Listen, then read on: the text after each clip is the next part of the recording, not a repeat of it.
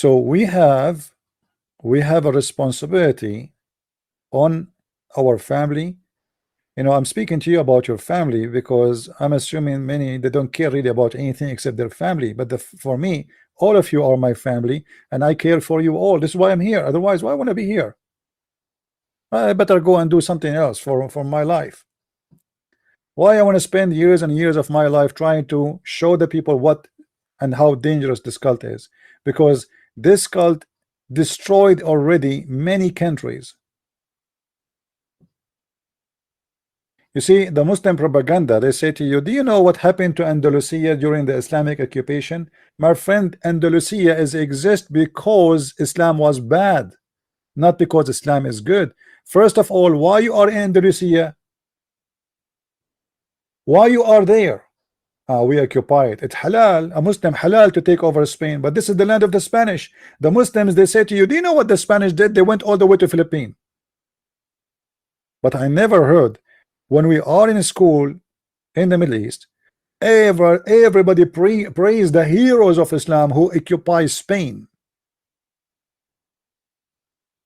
who occupy Damascus.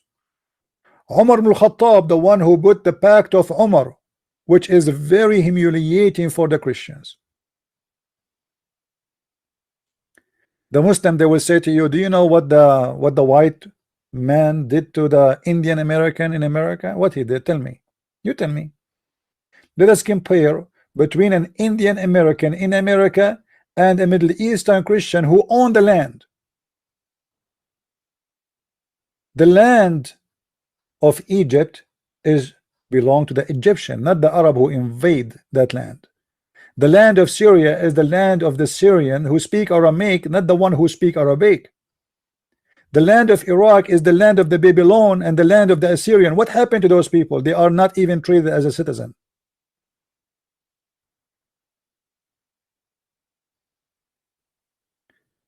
Because the Quran says that you have to treat the Christians and the Jews with humiliation.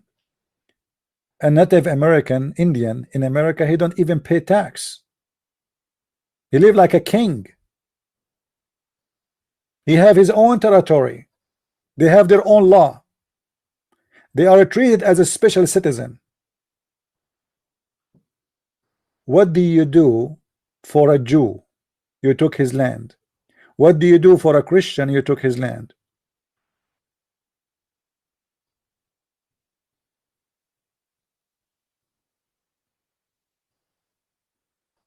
The Muslims, they went to Spain. They stole the wealth of the Spanish. Thousands of female Spanish became their slaves for sex and belly dancing. And they have no work to do except building palaces, living as life of kings, because the Arab didn't work. What is the life? What is the business of the Arab during the glorious time of Islam? What they do for a living? Somebody can tell me? Any Muslim can tell me?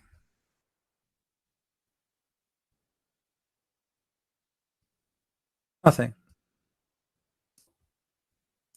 They didn't do work. They have tens of thousands of slaves. You can go right now and search for a revolution. It's called the revolution of the Zinj in Iraq. You watch Sinbad, right? Sinbad, they say to you it's the city of Basra. What Sinbad? What Basra? Do you know what Basra is? Basra is a city of slaves. It used to have the biggest population of a black African who kidnapped by the Arab, the white Arab, and they be brought to Basra. Do you know how far Basra is from Iraq, from Africa?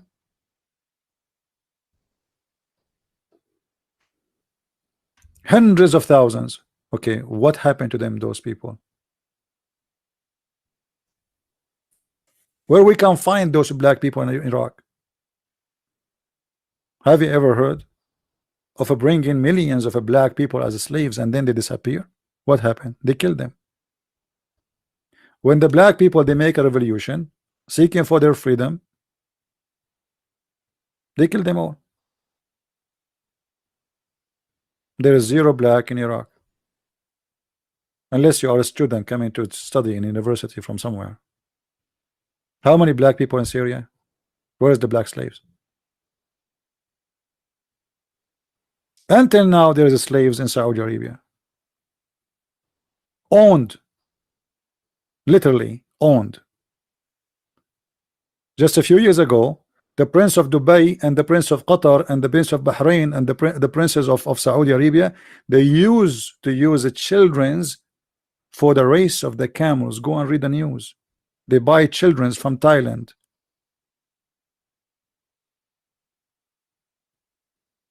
Child, he is 5 years old. They risk his life. They put him in the top of the camel for a race. Those are slaves. Have you ever heard of an employee? He is 5 years old. What, he signed a contract with you? How he came all the way from Thailand all the way to Dubai? He signed a contract with you, right? You give him a working visa.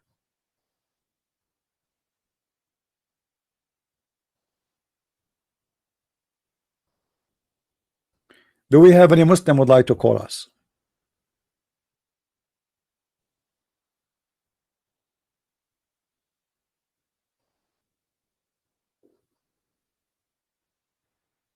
Yes, it was 800 years, and the reason the Spanish did not speak Arabic, for the Spanish, they isolated themselves from the Muslims.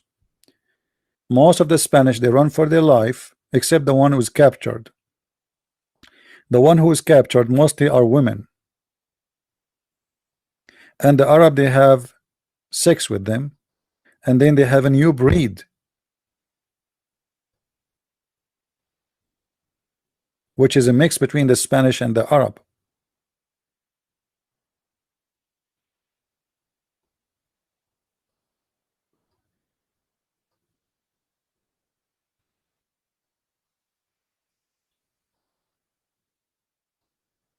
There's a very famous scientist. The Muslims are so proud of him, but this guy, he don't belong to Islam.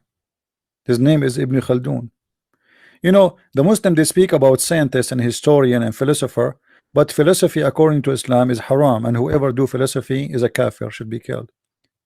This is why Ibn Khaldun was chased from place to place and put in jail from place to place. Ibn Khaldun, he said in his book, The Introduction of Ibn Khaldun, that an Arab man, he's talking about the Muslims, his people, an Arab man is willing to burn a library or to take down a palace, so he might use the papers of the books and the wood of the palace to cook in it. He's speaking who? About who? About the Arab in Spain. Go and read his book. Actually, it's in the internet. You can read it in English.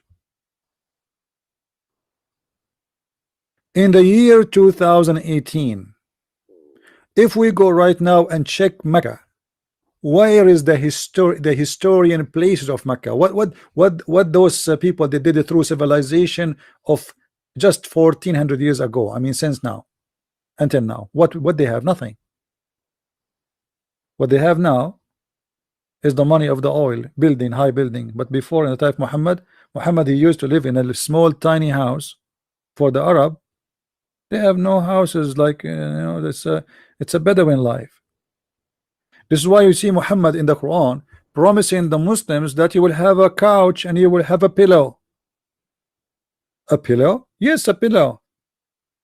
Those Bedouin, they like a pillow. Are you sure? A real pillow? Yeah, a real pillow. And a couch too, because the one who have couches, it was for them known, it is the Roman, it was the Jews, it was the Persian, you know, the nice clothes, the nice life. But those Bedouin, they don't have any. So Muhammad is promising them in heaven that I will give you a couch, for a very simple reason. For a couch is a big deal for the Arab.